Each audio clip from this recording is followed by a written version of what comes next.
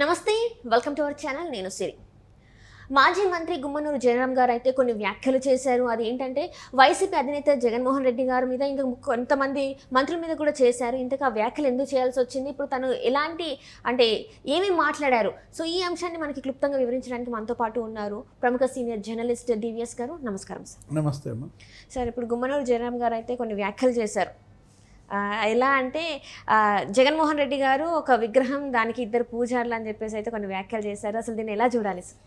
ఇప్పటిదాకా జగన్మోహన్ రెడ్డి మీద ఎమ్మెల్యేలు తిరగబడ్డారు, ఎంపీలు తిరగబడ్డారు, కుటుంబ సభ్యులు తిరగబడ్డారు, చెల్లెళ్ళే తిరుగుబాటు చేశారు. ఇప్పుడు మంత్రులు బిగిన్ చేశారు. ఈయన మంత్రిగా ఉన్నారు, ఎవరు, గుమ్మనూరు జయరాం.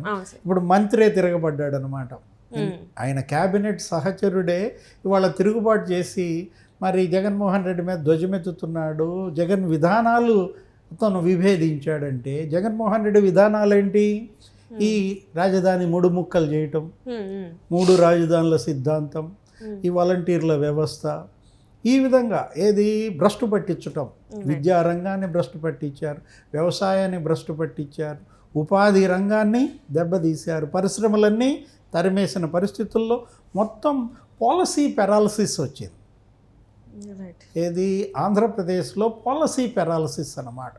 అంటే అసలు ప్రభుత్వంలోనే విధాన లోపం చచ్చుబడిపోయింది ఒక రకంగా.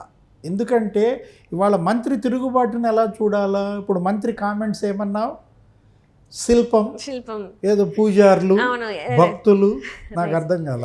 అంటే జగన్మోహన్ రెడ్డి గారు ఒక దేవుడి విగ్రహం అయితే ఇద్దరు పూజారులు దానికి పూజ చేస్తున్నారు అని చెప్పేసి గుమ్మనూరు జయరాం గారు అయితే కొన్ని వ్యాఖ్యలు చేశారు. ఈ శిల్పం ఏంటో, ఆ పూజారుల కథ ఏంటో, ఈ భక్తుల గోడేంటో, మొత్తానికి గుమ్మనూరు మనకేం అర్థం కాకుండా మాట్లాడాడు గుంభనంగా.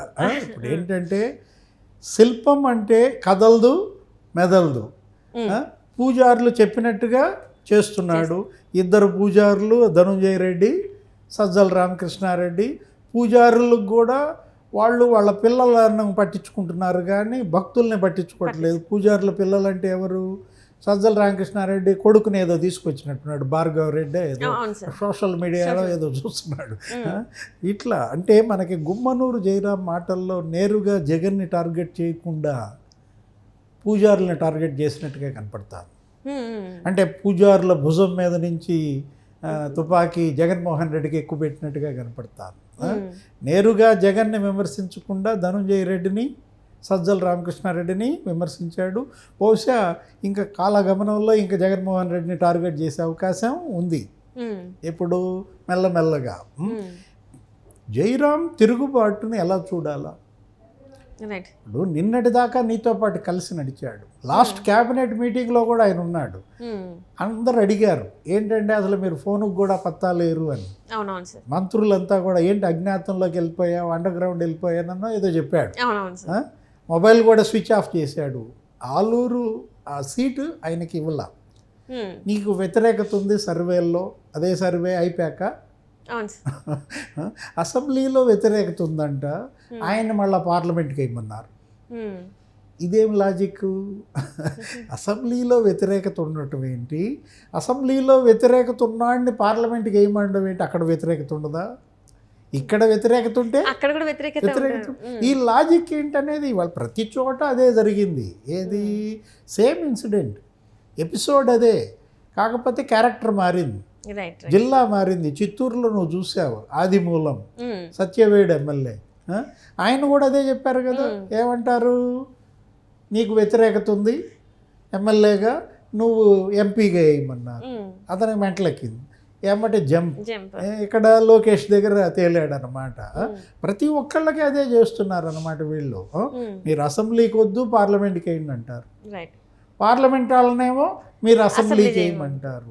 అంటే ఇక్కడ గుమ్మనూరుని అంటే జయరాం గారిని కూడా ఇక్కడ ఏంటంటే నాకు ఎంపీగా పోటీ చేయడం ఇష్టం లేదు కానీ అని చెప్పి ఇప్పుడు టీడీపీ నుంచి వెళ్ళి గుంతకల్ నుంచి పోటీ చేస్తున్నట్టు కూడా వార్తలు వస్తున్నాయి. ఇందులో వాస్తవం లేదంటారు అసలు? అంతే కదా. ఇప్పుడు ఎందుకంటే మరి వాళ్ళ సేఫ్టీ వాళ్ళు చూసుకుంటారు. ఇప్పుడు ఇవాళ ఆ పడవ మునిగిపోతుంది కాబట్టి వీళ్ళంతా దూకేస్తున్నారు. మునిగే పడవలో ఎవరుంటారు? ఇప్పుడు జగన్మోహన్ రెడ్డి ముంచేస్తున్నాడు వీళ్ళందరినీ, జగన్మోహన్ రెడ్డిని వీళ్ళు ముంచేసి దూకుతున్నారు అన్నమాట. ఇప్పుడు తాడిని తన్నేవాడుంటే తాటి తలని తన్నే వాళ్ళు ఇంకొకరు ఉంటారు. జగన్మోహన్ రెడ్డి తాడిని తన్నాడు, రైట్ సార్. జయరాం జగన్ తలనే తాగుతారు. తన్నాడు అనమాట, తన్నిటి వచ్చి పడ్డాడు. ఇప్పుడు మీరు 9 లిస్టులు వదిలారు, 9 లిస్టులలో నీవు దగ్గర దగ్గర 74 మంది అసెంబ్లీ మార్చేశారు, ఒక 18 మంది ఎంపీలను మార్చేశారు, ఇంకొక 100 మంది ఏమో ఉన్నారు ఏంటి అసెంబ్లీ, ఒక 8 మంది లోక్సభకి చెప్పాలా. ఇవి గ్యారంటీయా అంటే అది కూడా చెప్పటల్లా, మళ్ళీ ఇంకా లిస్టులు వస్తాయని చెప్పేసి చెప్తున్నారు. రోజు రోజుకు మార్చేస్తున్నారు. ఒక్కొక్క నియోజకవర్గంలో ఇప్పటికి 3-4 కృష్ణులను మార్చారు. మంగళగిరే ఉదాహరణ. అసలు లోకేష్ మీద పోటీ చేయడానికి వాళ్ళకి అభ్యర్థులే దొరకట్లేదా, జుట్టు బీక్కుంటున్నట్టుగా కనపడుతోంది. ఫస్ట్ ఆర్కే ఎవరు ఆళ్ళ రామకృష్ణారెడ్డి, అతన్ని తప్పించేసి గంజి చిరంజీవి, పాపం చివరికి అతనికి గంజే మిగిలింది. అతన్ని నెట్టేసి కాండ్రు కమల, ఆమెను కాదని మళ్ళీ అప్పుడు ఏమన్నారు మురుగుడు లావణ్య. ఏమిదంతా సేమ్ ఎపిసోడ్ నెల్లూరు పార్లమెంటు.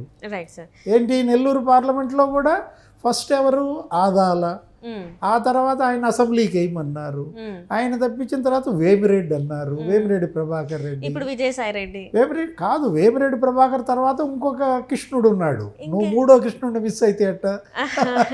ఎవరు శరత్ చంద్రారెడ్డి, అరవిందో శరత్ చంద్రారెడ్డి పెట్టారు, అతను జంపు శరత్ చంద్రారెడ్డి, అతను ఎవరు దొరకప్పుడు విజయసాయి రెడ్డి అక్కడ క్యాండిడేట్ అంటున్నారు. ఇతనన్నా ఉంటాడా తెలియదు. అంటే చెప్తున్నాను అక్కడ నుంచి పోటీ చేస్తున్నా అని చెప్పేసి అయితే ఇంటర్వ్యూలో చెప్పడం జరిగింది. ఇప్పుడు అంటే ఇంకా టైం ఉంది, ఇంకా 30 రోజులు ఉంది. బీఫామ్ ఎవరి చేతుల్లో ఉంటుందో ఆ చెయ్యి వెళ్ళి బూత్కి వెళ్ళి ఆ బీఫామ్ ప్రొడ్యూస్ చేసేదాకా డౌటే అనమాట. ఇలా జగన్మోహన్ రెడ్డి ఇప్పటిదాకా రాష్ట్రంతో ఆడుకున్నాడు, ప్రజలతో ఆడుకున్నాడు, ప్రతిపక్షాలతో ఆడుకున్నాడు, మీడియాతో ఆడుకున్నాడు, ఇప్పుడు సొంత పార్టీతోనే ఆడుకుంటున్నాడు. ఇక జగన్తో ఆడుకుంటారు. అంటే ఇక్కడ చూసినట్టయితే సార్ ఇప్పుడు ప్రశాంత్ కిషోర్ గారు కూడా కొన్ని వ్యాఖ్యలు చేశారు. ఇంకా బిగ్గెస్ట్ లాస్ ఎదుర్కోబోతున్నారు జగన్మోహన్ రెడ్డి గారు. అంటే అంతకుముందు గత ఎన్నికల్లో 151 సీట్లతో గెలిచిన మనిషి ఈసారి 30-40 సీట్లు కూడా వచ్చే అవకాశం లేదు అని చెప్పేసి మాట్లాడుతున్నారు. సో ఇందులో అంటే ఇప్పుడు ఇంతకుముందు కూడా చేసింది మన ప్రశాంత్ కిషోర్ గారే చేశారు సర్వే. అదే ప్రశాంత్ కిషోర్ గారు ఇప్పుడు మళ్ళీ ఇదే చెప్తున్నారు. అప్పుడు గెలుస్తా అని చెప్పారు, ఇప్పుడు ఓడిపోతా అని చెప్తారు. ఇప్పుడు మరి అది నిజమయ్యే అవకాశం ఉందంటారా? ప్రశాంత్ కిషోర్ నిన్నటిదాకా అతను వెంట ఉన్న మనిషి, అతనికి యాంటీగా ఎందుకు మాట్లాడుతున్నాడు? ప్రశాంత్ కిషోర్ మరి దేశంలోనే ప్రముఖ సెఫాలజిస్టు, ఆయన పెద్ద ఐపాక్ ఏదో టీం ఉంది, మొత్తం అందరూ ఇవాళ ప్రశాంత్ కిషోర్ కోసం పోటీగా తెచ్చుకున్నారు కదా. జగన్మోహన్ రెడ్డి వెళ్ళాడు కదా ప్రశాంత్ కిషోర్ ఇంటో పెళ్ళికి కూడా వెళ్ళాడు కదా. అలాంటి ప్రశాంత్ కిషోరే చెప్పాడంటే మరి అందులో ఎంత వాస్తవం ఉంది? ప్రశాంత్ కిషోర్ ఏమైతే చెప్పాడో అవన్నీ వాస్తవాలే. ఏమన్నాడు ఆయన? Sitting in a palace sending DBTs will not bring votes అన్నాడు. కరెక్టే కదా.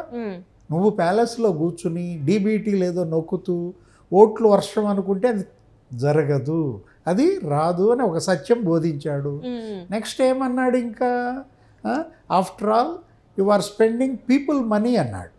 నువ్వు ఖర్చు పెట్టేది నీ సొమ్ము కాదు, ప్రజల సొమ్ము, లోటస్ పాండ్ సొమ్ము, తాడేపల్లి ప్యాలెస్ సొమ్ము కాదు కదా, మనం పన్నుల రూపంలో కట్టిన సొమ్ము. అది మరి అబద్ధమా? సత్యమే కదా. అతను చెప్పింది. ఇప్పుడు సర్వే కూడా ఏమన్నాడు? ఇప్పుడు నువ్వేదో చెప్పావు ఏంటి, 40 వస్తాయి అన్నాడా? 30-40 సీట్లు మాత్రం వచ్చాయి. అది కూడా కష్టమే, ఎందుకంటే రివర్సే కదా. మనం ఇంతకుముందు చెప్పుకోవాలా, ఇప్పుడు దేవుడి స్క్రిప్ట్ అన్నాడు కాబట్టి ఇప్పుడు కూడా దేవుడు స్క్రిప్ట్ రివర్స్ అవుతుంది. 151, 23 అవి రివర్స్ అవుతున్నాయి. జగన్మోహన్ రెడ్డి ఇవాళ అన్నీ రివర్స్ చేశాడు కదా. టెండర్లు రివర్స్ చేశాడు, ప్రాజెక్టులు రివర్స్ చేశాడు, డెవలప్మెంట్ రివర్స్ చేశాడు, వెల్ఫేర్ని రివర్స్ చేశాడు, 100 స్కీములు రద్దు చేశాడు. అలాంటి పరిస్థితుల్లో ప్రజలు ఏం చేస్తున్నారు? వాళ్ళ తీర్పును కూడా రివర్స్ చేస్తున్నారు. ఇంతకుముందు నీకు 151 ఇచ్చామా, ఈసారి తెలుగుదేశం జనసేనకి ఇస్తాం. ఇంతకుముందు వాళ్ళకి 23 ఇచ్చామా, ఈసారి నీకు 23 ఇస్తాం. అంటే ఇక్కడ ఇప్పుడు ఇన్ని రోజుల వరకు జగన్ గారితో పనిచేసిన ప్రశాంత్ కిషోర్ గారు ఎందుకు సడన్గా ఆ పార్టీ నుంచి అంటే తనకి దూరంగా జరగడం అండ్ ఒకనొక సందర్భంలో నేను అనవసరంగా జగన్మోహన్ రెడ్డి గారితో పనిచేశానని చెప్పి తనే మాట్లాడడం, ఈ విభేదాలన్నీ అసలు దేనికి సంకేతం అంటే ఎలా వచ్చాయనుకోవాలి సార్ మనం? అదేమీ కాదు. ఎందుకంటే ఇప్పుడు అతని బిజినెస్ కోసం అతను చేశాడు, ఇతని బిజినెస్ కోసం ఇతను తెచ్చుకున్నాడు. ఇద్దరి మధ్య క్విడ్ ప్రోకో. ఓకే, నీకెంత నాకెంత, ఇద్దరూ బాగుపడ్డారు. జగన్మోహన్ రెడ్డితో స్నేహం ద్వారా ప్రశాంత్ కిషోర్ లాభపడ్డాడు. ప్రశాంత్ కిషోర్ గుడ్ విల్ పెరిగింది. అతను ఎవరి దగ్గరికి వెళ్తే అతను గెలుస్తారు. మమతా బెనర్జీకి చేస్తే ఆమె గెలిచింది, నితీష్ కుమార్కి చేస్తే అతను గెలిచాడు, జగన్కి చేస్తే అతను గెలిచాడు. ఇలా ప్రశాంత్ కిషోర్ ఎవరికి చేస్తే వాళ్ళు విన్ అవుతున్నారు అన్న ఒక గుడ్ విల్ తెచ్చుకుంది అతని టీము. అతను విన్ విన్ సిట్యుయేషన్ అనమాట. అతనికి మంచి జరిగింది, జగన్ గెలిచాడు కదా.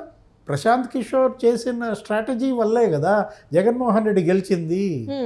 ఆంధ్రప్రదేశ్ ప్రజలు పిచ్చోళ్ళు, గుడ్డోళ్ళు, ఏది చెబితే అది నమ్ముతారు అనే ఒక బలమైనటువంటి ఫీలింగ్తోనే కదా ప్రశాంత్ కిషోర్ కోడికత్తి ఎపిసోడ్ కానీ, ప్రశాంత్ కిషోర్ వివేక హత్యను కూడా పార్టీకి ఎలా ఉపయోగించుకోవచ్చు, తెలుగుదేశం మీద ఎలా నిందలేయచ్చు, కోడికత్తి కేసు మరి నీకు ఎంత దిగింది, 1/2 సెంటీమీటర్ కూడా దిగలేదు, హాస్పిటల్లో చేరిపోవటం, ఇదంతా అతని స్కెచ్ ప్రకారమే నడిచిన దీంట్లో జగన్మోహన్ రెడ్డి లాభపడ్డాడు, ముఖ్యమంత్రి అయ్యాడు.